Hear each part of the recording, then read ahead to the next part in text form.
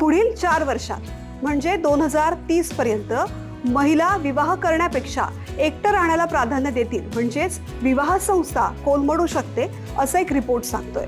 Morgan Stanley यांच्या rise of the शिकोनॉमीच्या रिपोर्टनुसार 2030 पर्यंत 25 ते 44 वयोगटातल्या जवळपास 45% महिला सिंगल राहण्याचा विचार करतील किंवा मुलांना जन्म देणं बंद करतील.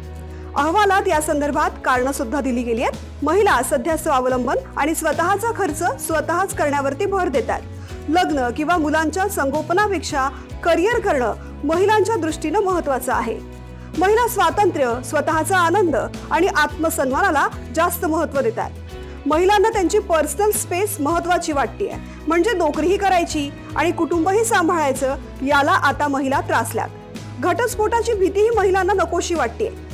त्यामुळे कौटुंबिक आनंदापेक्षा एकटं राहणं महिलांना सोपं वाटू लागलंय. तर तुम्हाला हा रिपोर्ट योग्य वाटतोय का आणि भविष्यामध्ये असं होऊ शकतं का? कमेंट करून आम्हाला नक्की सांगा आणि NDTV मराठीला सगळ्या सोशल मीडिया प्लॅटफॉर्मवरती फॉलो करायला विसरू नका.